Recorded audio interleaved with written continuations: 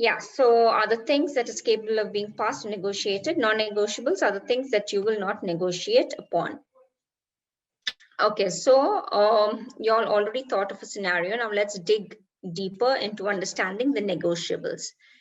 Range of key considerations you need to bear in mind. Okay, so they may include the price, the value for money, delivery, payment terms, after sales service, maintenance arrangements. So this is when you are not in a workplace, but yeah, when you are, say you walk into a showroom and you want to buy maybe a laptop or a computer or just about anything. Let's just say that you walk in and you want to buy something. So of course, there wouldn't, when you walk into a store, like say into a mall and all that, there is no negotiation happening for a price. It's all fixed there, right?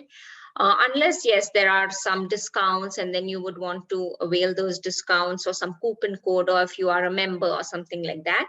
But otherwise, it's just the fixed price. So this could be a negotiable and non-negotiable. It depends on where. So if it is a price that allows you to go ahead and negotiate, that would become a negotiable.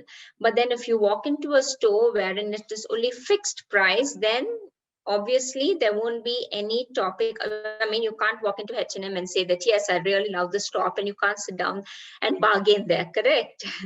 So it depends on which store you are walking in, what are you buying, and whether it allows you to go ahead and negotiate the price or not. So this price depends. It could be variable, it could be a negotiable and non-negotiable. Okay, so payment terms, after sales service and maintenance arrangements, the quality, lifetime costs of the product or the service, whether or not the product or service is essential to your business. Before you start to negotiate, draw up a list of these factors and then go ahead with your plan. Okay, so this I'm not delving into. You are already well aware of all the negotiation skills required, which are essentials. And I think you all also did an evaluation where you went ahead and kind of did a self-evaluation with regards to your skills. Okay, so knowing the non-negotiables, respect, belief, trust, commitment, and gratitude. So what do you think about respect, belief, trust, commitment, and gratitude with regards to the non-negotiables? Do you think it kind of changes from scenario to scenario? You guess, like, see, let's talk about ideally the main rules of a negotiation would be to, of course, keep in mind the objectives of the other party, to keep in mind that, yes, you're not supposed to be going ahead and leading it into an argument or a fight. It has to be mutual respect, wherein you'll need to come to an agreement or come to a common ground wherein it would be beneficial for you and the other party as well. Right. So when it comes to the ethical negotiation, then of course, sticking and abiding and keeping in mind that you're not supposed to be crossing the line, all these would be elements of non-negotiables. You cannot go ahead and compromise on disrespecting someone else or getting disrespected yourself. And also commitment is one of the most important criteria, wherein you need to stick to the commitment given, and also it is required from the other party. Okay, so the art of setting rules, clear, current, get aligned, communicate, and all of that. This is not necessarily a stick to this. When we talk about the art of setting rules, even without looking into this, what do you all think would be, the art of setting rules, or what would be probably the rules into going ahead and negotiating? If you are a lead negotiator, what would be the rules that you would lay out to your team members before sitting down to negotiate on a business deal? Not necessarily it is wrong. You all can just have like an open discussion. There's no right and wrong. It's finally you and the rules that you are laying out to your team members, right? So what would be the different rules that you would go ahead and lay out to your team members? So you all also spoke about an essential skill, which is communication, right? So again, here it would be be very clear and precise, making sure that, yes, you are not confusing the other party. Correct, because when confusion seeps through, then what happens? The whole motive is not achieved. Okay, then what else apart from communicating to them, telling them that yes, you need to be clear, you need to be precise, you need to communicate in a straightforward manner. Then okay, so basically be ethical, don't cross the border into, maybe you're telling them to just stick to the boundary within respecting and with regards to just respecting is what you're saying, is it? Yeah. Okay, cool. So making sure you're telling them to stay within the boundary and don't lead the whole negotiation into an argument, something. So stick to the ethics of negotiation. Okay, then now here you're talking, correct? All right. Now this is how you are talking like a real negotiator. Okay. Then be prepared, clearly define your negotiables and non-negotiables. Then always focus on the main goal and outcome. Do not be overridden by the other counter offers, right? So you need to make sure that you tell them that you need to be focused on the main goal and objective. Even though they are trying to give you different offers, obviously we need to come down and focus on our main goal and objective. Then stick to and also understand your bhatnas. What are bhatnas? So bhatnas are basically, yes, you go into a negotiation with regards to focusing on a particular goal and objective, right? So in case the whole negotiation is failed, it turns out to be a failure because they are not able to come to your understanding, you are not able to come to a common ground with them, right? So then you need to make sure that, yes, now do I have to stoop down and compromise with regards to what they are offering to me, or do I have a better alternative, right? So what is your alternative if in case this negotiation does not work out to be successful? So that is your bhatna.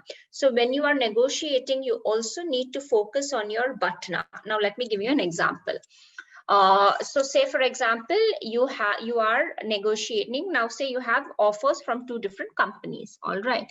Now one has like long working hours and whatever, and and the price and the salary is also pretty high.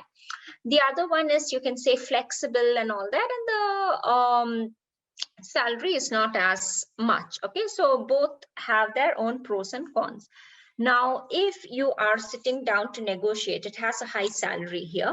You are saying that, yes, but understand that, yes, the salary is high and stuff, but I prefer to have like a flexible working hour. And you can go ahead and negotiate with them saying that, yes, since any which ways we are all used to this 1 year pandemic, everyone are working from home. So how about, a flexible working time and stuff like that. Then if in your mind you already have what is your bhatna, if in case they don't agree, even though the other offer you have, which is not paying as much, but also it has like a flexible working hour, right? So you say that, yes, if I'm not going to get the best out of this, best of the both worlds, like, a high salary and also flexible timing, if they do not agree to the flexible timing, I already have my bhatna, which is my other offer awaiting me, which the salary is a little low in comparison to this, but it's high. But in comparison to this, it's a little low, but it's flexible there. The timings are really cool. So you will sit down to first negotiate with this fancier salary. And if it does not turn out, if they are not willing to compromise on your flexible working hours, or however you wish to go ahead and negotiating with them, keeping in mind your main goals and objectives. Now you say that, okay, fine, I'm not willing to compromise, whatever, because you have a strong bhatna.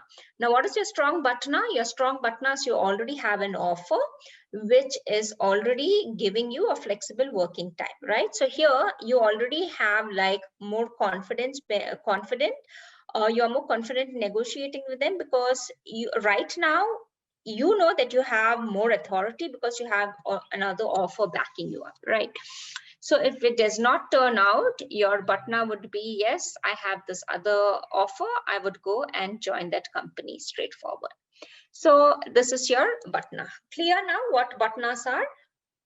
Okay, so get clear, identify what your negotiables are, write them down. So get clear in the sense you already mentioned it, Janice, which is know your negotiables and non-negotiables, right? So that is this point of getting clear, understand what is your main goal, your main objective, understand what could be the elements that you can compromise on and what would be the elements that there is no way of compromising on. Yeah, then getting clear basically to understand the goals, to understand the objectives, the outcome, the butnas, all of that. Keep current. As your life changes, so do what is important to you. Review your list a few times a year to make sure your non-negotiables still resonate with you. Major life changes such as having children, getting married, or changing careers are all times that your non-negotiable list must be reviewed and updated. Yeah, so basically your non-negotiables are going to be different from 2 years ago to 2 years down the line, right?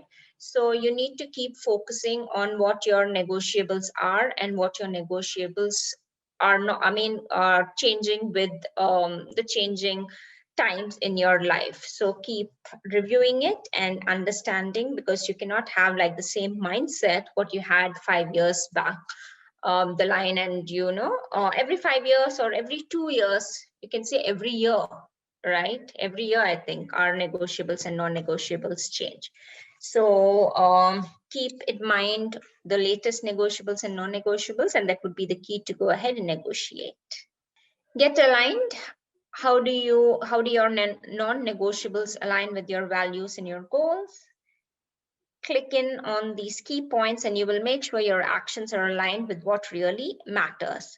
So again here, focus on your main, see, the ultimate thing about negotiation would be focusing on your main goals and objectives.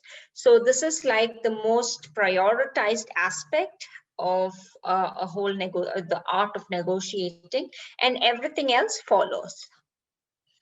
Communicating, we have spoken about this a number of times, right? So let us just skim through it. It is one thing to decide on your non-negotiables, but it's another thing to actually live by them. Communicating with people that matter in your life, team, family. Do not run your life in a bubble, letting people I think we're all used to running our life in a bubble now since the past 1 year at least. And I think most of the people have kind of gotten comfortable that way. All right, so even when the points that you spoke about communication are a lot more clear than these points mentioned here. So communicating with regards to, being clear and precise as to what you are bringing to the table and what you are putting forward to them. So that is a more precise way of communicating. All right, so with this, we complete this.